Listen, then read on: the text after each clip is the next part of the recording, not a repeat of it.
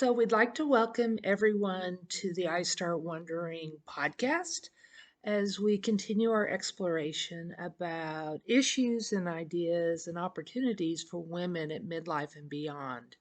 I'm Dorian Martin. I am the founder of I Start Wondering, and I am so thankful today to be having a conversation with one of our great team members, Rhonda Collins. So, hello, Rhonda. Hey, Dorian. Great to have you. For our listeners who don't know you, tell us a little bit about yourself. Okay.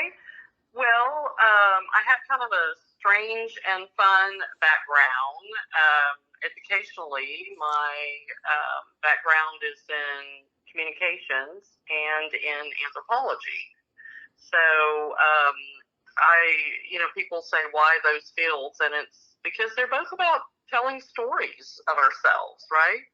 I have traveled quite a bit, and although my husband told me things would slow down after we got married, and that was 25 years ago, they did not. And just since I've been married in the last 25 years, we've moved 12 times and had 12 major moves. And sometimes that's, you live in a place temporarily and then move into your more permanent home.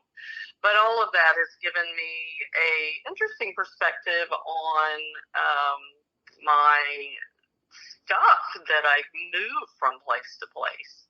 But yeah, and just I love writing and I love talking, so it's a great conversation. I love that about you, and I love the idea of talking about stuff because, as I shared with you, I ended up with all the stuff that my parents had. And so Right. I'm still working through their stuff, whether it was mom's old VHS tapes or dad's files that he ignored because he knew I wanted to deal with them after he was gone. So I think this is going to be a conversation that's really relevant for so many women who are facing what we're facing, or even the idea of downsizing and moving to a tiny home or whatever it might be. I agree because I think, once you hit your 50s and 60s, the likelihood that you've lost a parent or someone of a preceding generation is much greater. And I too, both my husband and I have inherited things from our parents. And so we have not only our own stuff, but their stuff to deal with as well. Exactly. So, in all that stuff that we've gotten, as you mentioned, we all have stories behind them. And Yeah. so, I want to come back to, you and the story. How do we begin to unravel those stories, and can you give us an example of it in your own life of how the stories might inform our stuff? Oh, for sure, for sure. Well, a couple of examples pop in my mind. When you and I had chatted briefly about wanting to talk about how we deal with stuff. I know that in my house, I'm definitely not a minimalist Dorian. I have a lot more stuff than most people. And I think a lot of it is because, I want to do this from two perspectives. I have stories about this stuff, but these things tell me stories too, and I love that. I look around my home and I see a sign on my wall that came from the time we lived in Florida, and I have another little knickknack on my shelf that came from my visit to Hungary. And I look in my bedroom and I have another thing that is from China that a former boss who was Chinese gave me. And so my stuff tells me stories that make me smile every time I see them.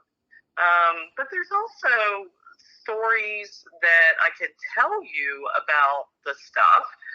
And one is that It's sometimes hard to get rid of things because I had an elderly cousin. I called her aunt because she was of my mother's generation, but my Aunt Violet was the consummate crocheter, and she crocheted Afghans. I don't know if young people know Afghans. Sometimes we think most of the younger generation call them throws, but she would crochet these Afghans or throws, and over the years, she gave me one for my wedding. She gave me one when I graduated high school, and so I bet I have 6 or 7 of these. I do not need 6 or 7 Afghans, but I have a hard time getting rid of them because every one of them represents some period in my life where she thought I needed something handmade, and they represent her and her talent. And so it's just, it's difficult to get rid of things sometimes because there's a story behind it. Exactly, exactly. So you bring up such important questions, because as I've shared with you, my parents own fabric stores. All Um, right. and when they retired and closed the fabric stores, mom, unbeknownst to me, and I think kind of, which is surprising, unbeknownst to my father, had 70 tubs of fabric. 70 or 17? 70. Oh, my goodness. I know.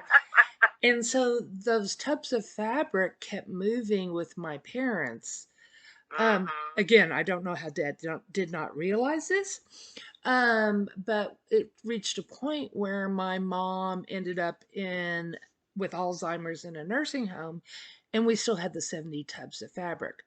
And my dad, was living in a apartment, and several of the rooms were full of these tubs of fabric, and he could not let go of them because of the stories behind that. And so it was really interesting to watch how difficult it is to let go, Mm-hmm. um, because these are things we treasure, and yet are you ever going to use them? And Dad didn't. So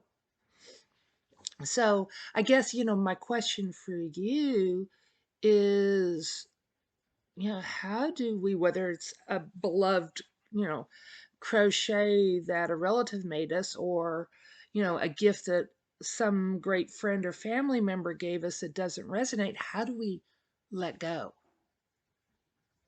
Well, I think it can be very challenging, and I think I think it's based on how we make decisions regarding our stuff, or you might say our philosophy of dealing with the things around us.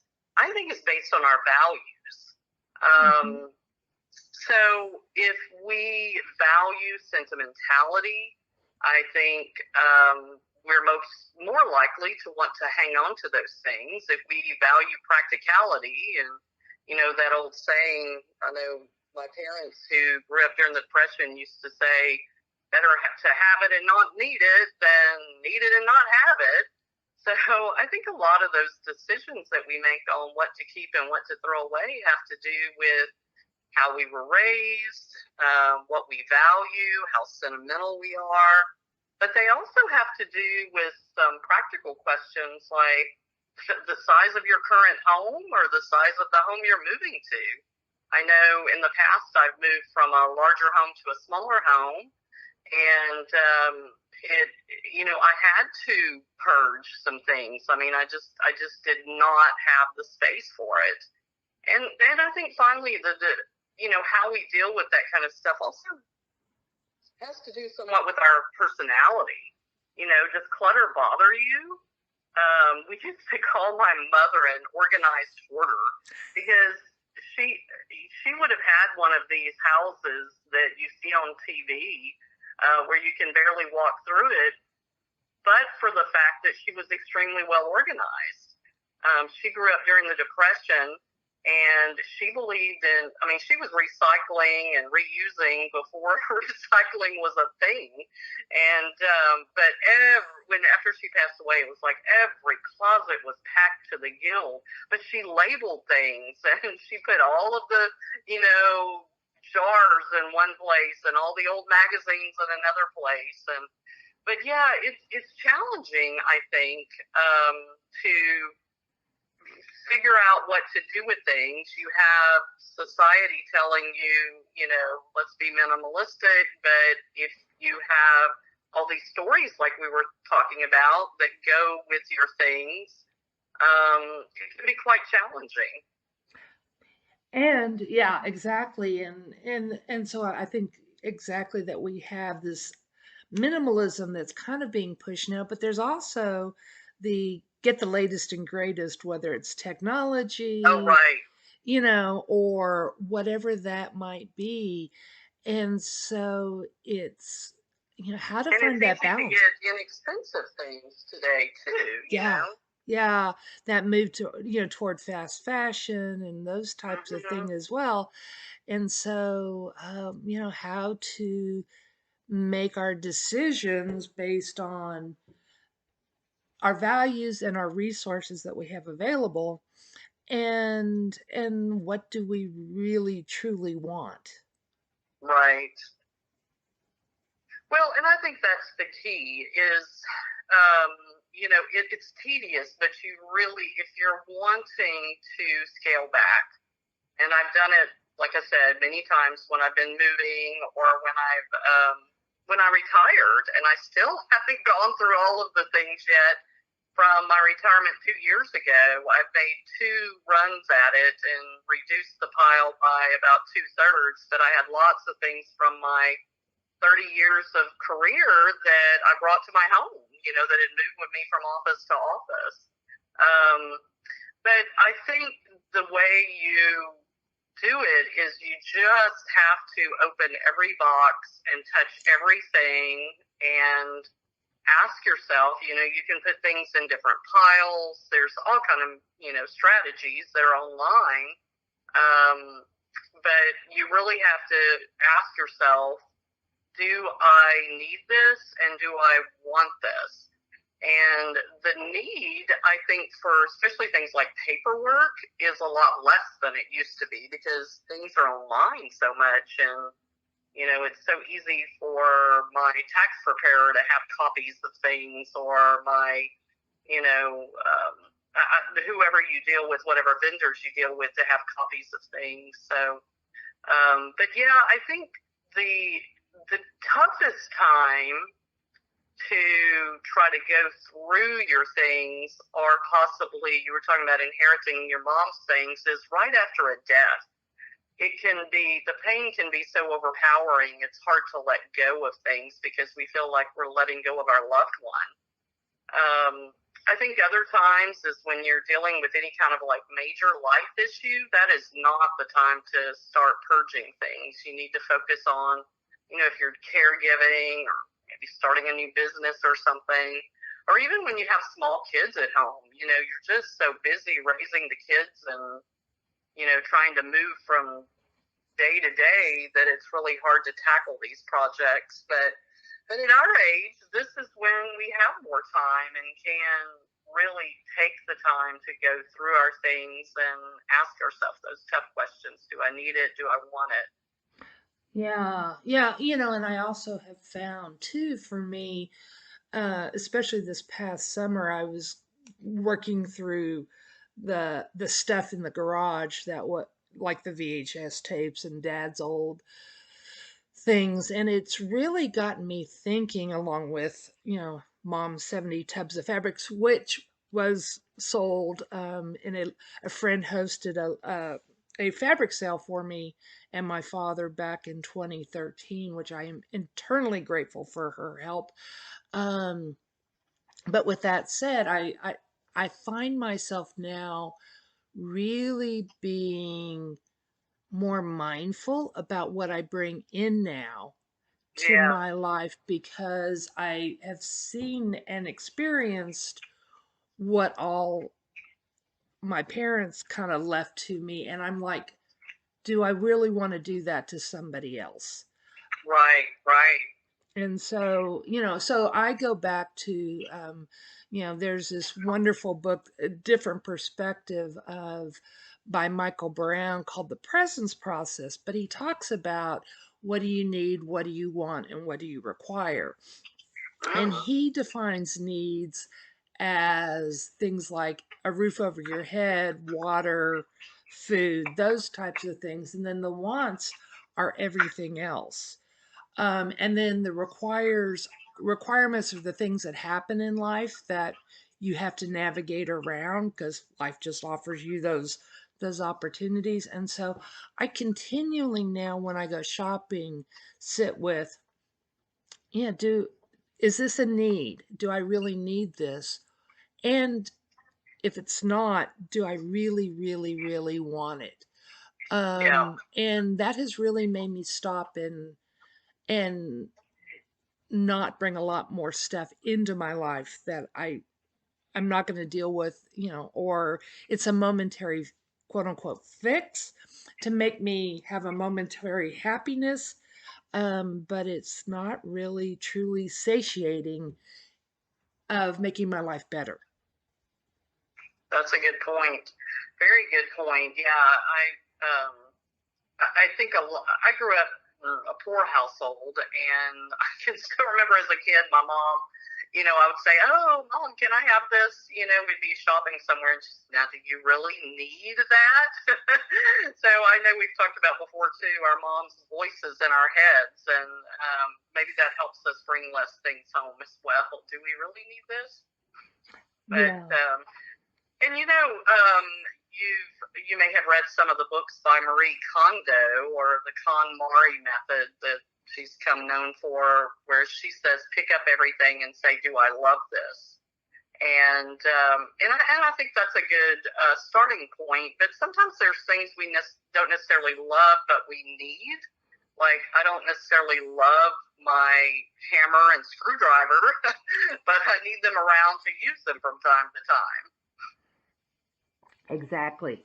Exactly. Well, and the other piece is there's, I think, different chapters of life. And so, for me, I used to keep all the books that I read.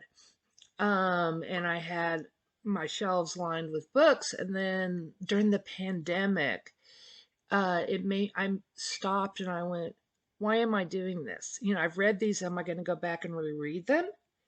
Probably not. In fact, most of them no. And so why am I keeping them? Am I keeping them to impress people that I have read all these books?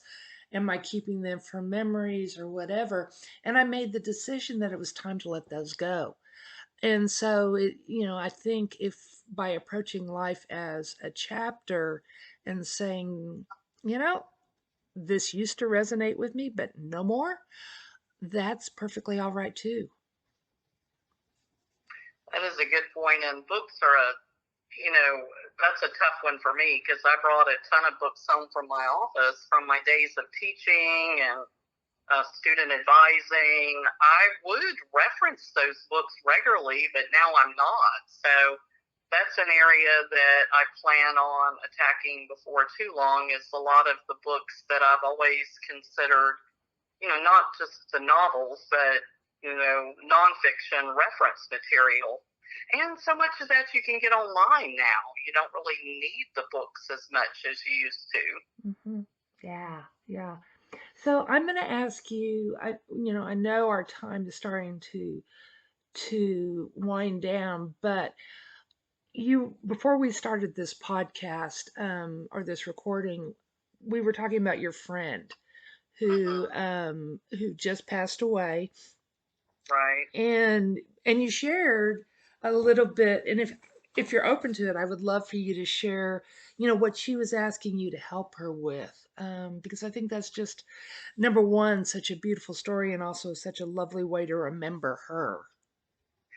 Well, Claire was this wonderful, full of life personality who passed away a couple of days ago. She was my age, but she had a two-bedroom apartment and um, a storage unit, maybe more than one storage unit because she had traveled the world, literally. She had been to many countries. She had bought things in different places. She had lived in different parts of the U.S., and her dream was to build a house someday and have a place for all this stuff.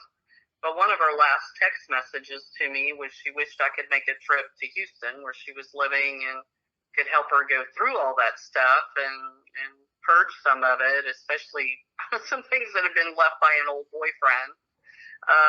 But I think, I think it just represents to me the fact that we're, even until our dying day, we're thinking about our stuff and what things we need to keep, what things we need to get rid of. And sometimes we do need help from other people to say, okay, do you really need 4 potato mashers in your kitchen, or will one suffice? And so sometimes, I guess the bottom line on this is not only are we thinking about our stuff a lot, but sometimes it's helpful to have someone else come and help you do that sorting and purging.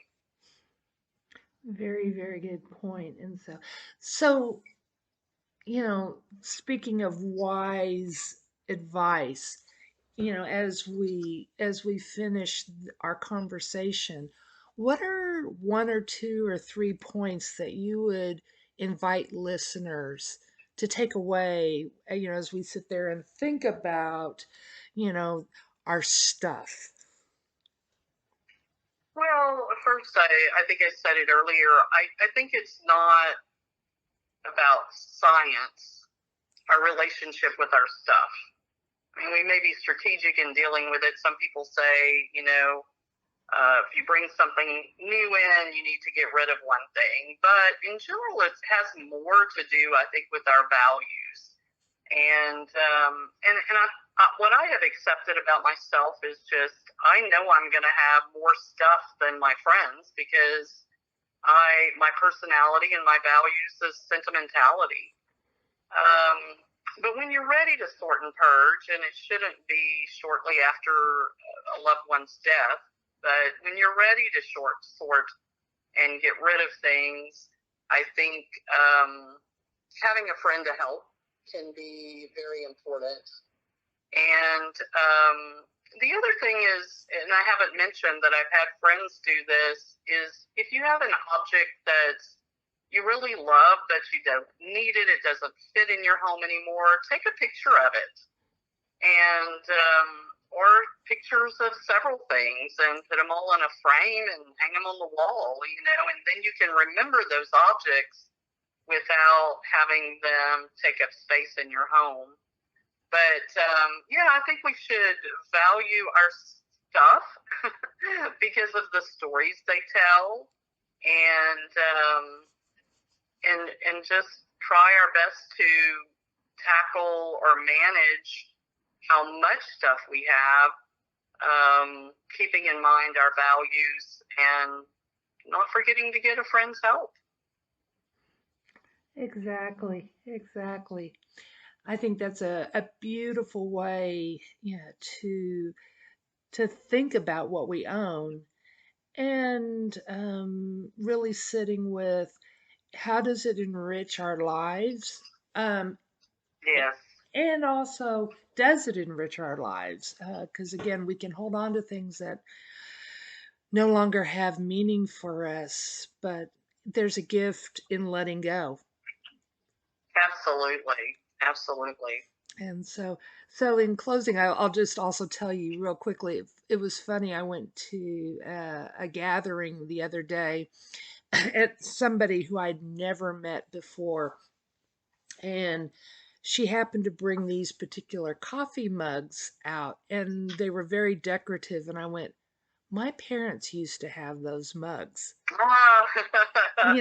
And so I say that because there's part of me that's like, I want to go find those mugs again, because obviously there is a connection there. But I also kind of go, it's a God wink, that there's a lovely memory there, of my parents, and I don't need the mugs. I just can go over to this new friend's house and enjoy them there. That's true. That's true.